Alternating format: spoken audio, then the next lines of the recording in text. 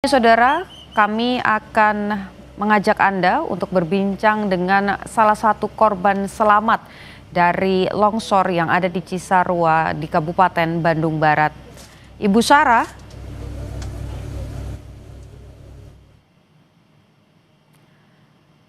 Ibu Sarah bisa mendengar suara Putu di studio? Ya, dengar. Oke, Ibu, pertama kami turut menyayangkan apa yang terjadi saat ini begitu ya di Cisarua. Kalau Anda bisa gambarkan kepada kami sebetulnya situasinya seperti apa saat itu? Saat itu hujan angin, terus gemuruh, berbisik, ada pecahan kaca, terus pas dilihat dari luar, masuk lagi ke dalam, udah banyak tanah ke dalam menyosor, keluar semua, aku di kamar, diselamatin sama si bapak, terus udah keluar, lihat posisi, jalan udah ketutup sama tanah, jalannya jalan kebun. Hmm. Pada saat peristiwa itu terjadi, Anda sempat terpisah dengan pihak keluarga, lalu bagaimana proses Anda bisa kemudian menyelamatkan diri? Apakah mendapatkan bantuan juga dari petugas? Nggak nyelamatin dulu anak sendiri, Mhm. terus pas itu kan udah mau ke jalan, tapi tanah udah sampai kaki, tapi masih bisa gendong anak, terus anak diestapitin ke orang lain. Mhm. Ini pasti pengalaman yang tidak mudah kemudian untuk dilewati begitu. Ketika kemudian longsor sudah terjadi, Anda berhasil menyelamatkan diri bersama dengan anak Anda, apa yang kemudian dilakukan? Kemana kemudian Anda mencari tempat yang lebih aman? Masuk dulu ke rumah saudara, nah di rumah saudara aman, semuanya masuk dulu, gak beberapa selang menit kemudian, ada yang teriak-teriak, cepet keluar, airnya udah gemuruh, udah ngebendung, disuruh keluar, lari ke atas, hujan-hujanan. Mhm.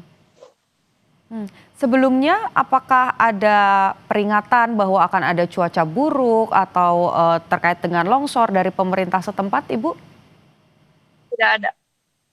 Tidak ada, tapi kondisinya memang beberapa waktu sebelumnya atau beberapa hari sebelumnya, cuaca di sana seperti apa? Hujan terus, tapi hujan kemarin, hujannya benar-benar sama dibarengin angin, gede.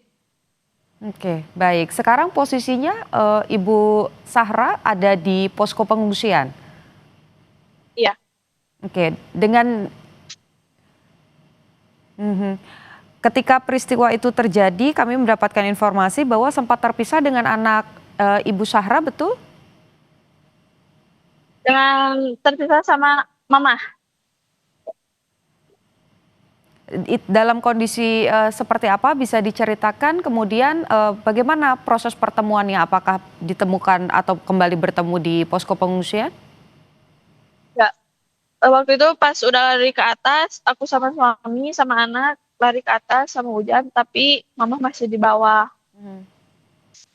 Ke rumah dulu saudara, minta dulu ada yang ngasih selimut buat dede, soalnya. Nah udah itu disuruh lagi sok we pergi, soalnya situasi udah gak aman. Di situ pergi ke bawah, udah pergi ke bawah, langsung ke sini ke pos. Terus ketemu sama saudara itu, sama mama di rumah saudara, ke rumah saudara dulu. Oke. Sampai dengan hari ini apa masih ada keluarga ataupun juga kerabat yang masih terpisah atau semua sudah berkumpul kembali, Ibu Sahra? Balik.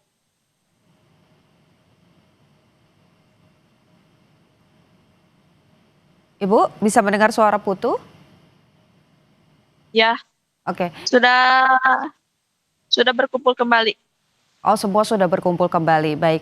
Ibu kalau bisa digambarkan, kalau tadi saya sempat melihat visualnya ini sudah tertutup semua dengan tanah. Kalau bisa digambarkan sebetulnya lingkungan yang kemudian terkena longsor ini seperti apa? Apakah memang padat penduduk? Bisa Anda gambarkan, Ibu? Ya, belakang itu sebenarnya kebun. Kebun terus di atas ada beberapa rumah. Mhm. Yang di bawah juga ada 12 rumah. Ada 12 rumah. Masih ingat jumlahnya berapa kemudian warga yang tinggal di area tersebut? Banyak, cuman rumah satu yang terselamatkan dari 12 rumah itu. Mhm. Sebelum-sebelumnya pernah terjadi juga kah peristiwa seperti ini atau ini pertama kali terjadi, Bu? Pertama kali, Pertama kali. Anda, kalau saya boleh tahu, Anda sudah tinggal di area tersebut, sudah berapa lama atau sejak kapan, Ibu? sejak dari kecil. Sejak dari kecil dan memang, sebelum-sebelumnya juga tidak ada peringatan bahwa area tersebut berbahaya begitu ya? Ya, Baik. Sekarang posisinya, sudah ada di posko pengungsian atau masih di rumah saudara? posko pengungsian. Di posko pengungsian. Apa yang paling Anda butuhkan saat ini? Apalagi juga, punya bayi begitu ya, punya anak kecil? Ya, perlengkapan bebek sama baju. Mhm. Maaf Ibu suaranya kecil, boleh diulang sekali lagi? Apa kebutuhan, Anda supaya penonton yang, juga ingin memberikan bantuan ini mengetahui apa saja kebutuhan kebutuhan di posko pengungsian? Perlengkapan bayi sama baju. Baik, kalau obat-obatan, kemudian, apa namanya, pakaian, apakah semua bantuan sudah terpenuhi di posko pengungsian? Sudah. Sudah terpenuhi. Baik, Ya, Ibu, mmm, kalau, di posko pengungsian sendiri ini banyak juga, anak-anak atau balita dan juga lansia? ya, banyak. Mhm. Apa yang mereka keluhkan atau mereka butuhkan saat ini, Bu? Ya, sama kayak aku pakaian, terus perlengkapan bayi juga, Obat-obatan? obat-obatan, ya, buat lansia. Mhm. Sampai dengan saat ini kondisi para pengungsi seperti apa, Bu? Apakah ada yang, mengalami sakit atau, dampak dari longsor, kemudian ada yang mengalami luka? Ya, ada yang ngalamin luka, ada yang sakit. Mhm. Dari keluarga Ibu Syahra, berarti total ada berapa yang saat ini berada di pengungsian? Ada berapa ya? Banyak tuh kehitung. Ada banyak, oke baik. Mbak, ini kan, pertama kali terjadi setelah Mbak Zahra juga tinggal di lokasi ini sekian lama begitu dan, ternyata lahannya atau tanahnya ini tidak stabil. Apakah, Ibu juga berharap untuk kemudian rumahnya dipindahkan ke lokasi yang lebih aman? Iya, berharap gitu. Mhm, apa yang mau disampaikan kepada pemerintah?